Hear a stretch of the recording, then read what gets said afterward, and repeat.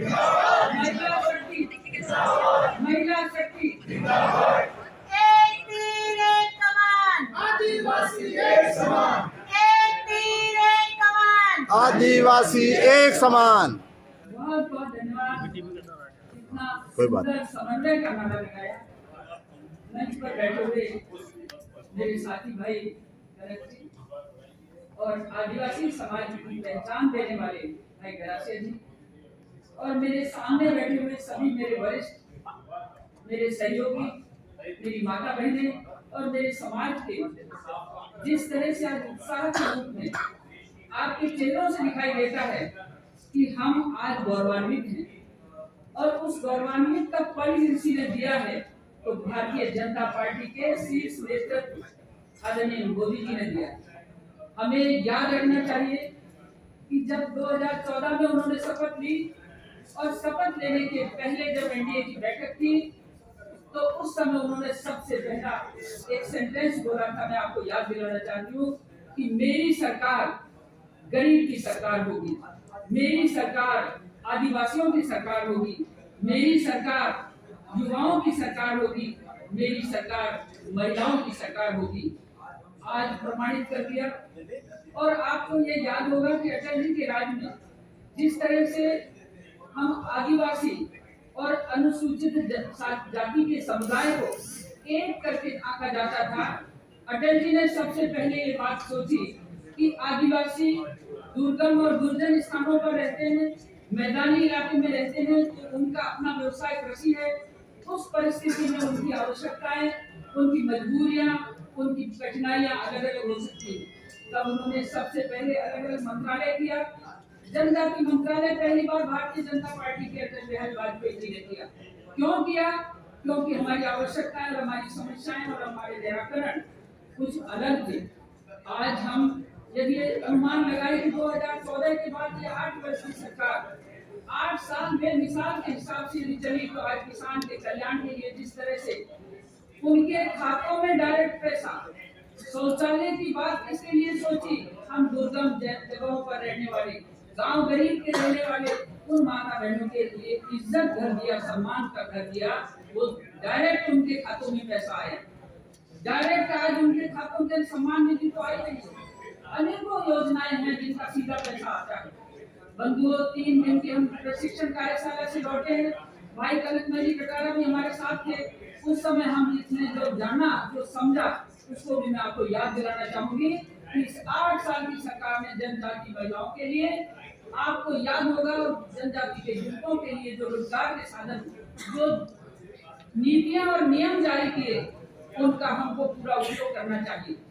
आज बहन द्रौपदी मुर्मू जी का जिस दिन केवल नाम का अनाउंसमेंट हुआ था, आप ये देखिए पूरे देश के अंदर खुशी की लहर छाई।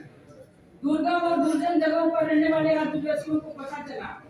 और मैं आपको उनके व्यक्तित्व के बारे में भी बताना चाहती हूँ कि वो विधायक सबसे पहले ग्राम पंचायत की सदस्य रही, फिर प्रधान पंचायत समिति की सदस्य रही, उसके बाद वहाँ के विधायक रही। और जब बीजू जनता दल के साथ जब विधायक बनी थी, तभी से बीजू जनता दल हमारी एनडीए सरकार का घटक था। और मैं आपको ये कहना चाहती हूँ कि जब मीना जाति की पहली महिला को मंत्री बनाया था, तब द्रौपदी मुर्मू को भी मंत्री बनाया गया और वो प्रदेश में मंत्री थी, मैं केंद्र में मंत्री थी। जब हम दोनों मिले थे उस समय, तो हमें अपने आप को ये लगता था कि हमको ऐसा मौका कौन दे सकता है। कांग्रेस के 55 साल के राज में किसी भी महिला शक्ति को, मातृशक्ति को आगे नहीं बढ़ा, बल्कि उनको पीछे ही धक्का देने की कोशिश की। भारतीय जनता पार्टी की विचारधारा में महिलाएं सुरक्षित है, आदिवासी समाज की महिलाओं का सम्मान है, आदिवासी भाइयों का सम्मान है। आज भी 5 हमारी कैबिनेट में, केंद्रीय कैबिनेट में मंत्री आदिवासी हैं। मैं आपको ये बताना चाहती हूँ इसलिए कि हम एकजुट हो। हम राजस्थान की धरती पर किस तरह से आदरणीय द्रौपदी मुर्मू जी के आदर्श को प्रचारित करते हुए कि एक साधारण परिवार में जन्म लेकर एक साधारण श्रेणी में खड़े होते हुए आज देश का प्रथम नागरिक के रूप में पहचानी जा रही है। और मैं आपको ये निवेदन करना चाहती हूँ कि जैसे ही उनका चुनाव संपन्न हो और संपन्न होने के बाद उनका सरकारी फोटो जारी हो, हम जितने भी आदिवासी भाई बहन हैं अपनी अपनी ग्राम पंचायतों में उनका फोटो लगाने के लिए गाजे बाजे के साथ जाएंगे। हम अपने घरों पर भी इस तस्वीर को लगा करके दूसरों को संदेश दे, प्रेरणा दे कि हमारा आज सम्मान हुआ है। मातृशक्ति का सम्मान नहीं, ये पूरे आदिवासी समाज का सम्मान है। और बंधुओं, ये तो सही बात है कि हम आंधियों से घबरा जाते हैं, हम एकजुट होने से हम खंडित हो जाते हैं। समन्वय की राजनीति, एकजुटता की राजनीति ये रंग खिलाती है। मैं फिर आपसे कहना चाहती हूँ कि हमें कमजोरी की तरफ नहीं देखना, हमें कठिनाइयों को नहीं देखना, और उन कठिनाइयों से पार होते हुए तो अपनी जिंदगी अपने बढ़ाइए। वही सरकारी जो शिक्षा हमको उचित ढंग से नहीं मिली, और ना ही द्रौपदी मुर्मू जी को मिली। और द्रौपदी मुर्मू जी का तो ये इतिहास है कि उनका 2 बेटे, उनका पति जिस तरह से इस दुनिया से गए हैं, सोच नहीं सकते। एक बेटी आज उनके साथ है जो बैंक की नौकरी में है।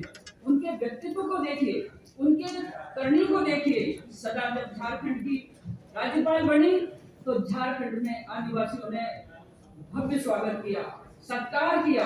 आज देश के उस राष्ट्रपति पद के लिए चुनी जा रही है, तो हम सब हमारे दिल और दिमाग से भी हम उनके साथ जुड़ जाए।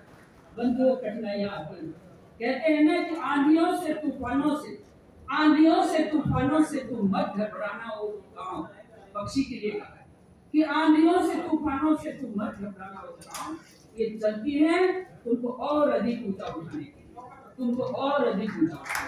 आदिवासी भाइयों को कहना चाहूंगी कि गर्व से सिर ऊंचा करके हम भारतीय जनता पार्टी के कार्यकर्ता कांग्रेस की निगाहों में निगाह मिला करके जानने की कोशिश करें उनके कर्म कितने खराब हैं। राजस्थान में महिला शक्ति आज जिस तरह से तड़प रही है, बेटियां सुरक्षित नहीं, माताएं सुरक्षित नहीं, हमारी जवान बेटियां सुरक्षित नहीं। राजस्थान महिलाओं के लिए अपराध का नंबर 1 का प्रांत बन चुका है। ऐसी स्थिति में आप समय आ रहा है, द्रौपदी मुर्मू जी जिस तरह से हमारे देश के प्रत्येक आदिवासी के दिल के अंदर जगह बढ़ा ली और गर्व से सिर ऊंचा किया, हमको राजस्थान की धरती पर कमल खिलाते हुए और उनको भारी बहुमत से आगे बढ़ाते हुए हम चलेंगे।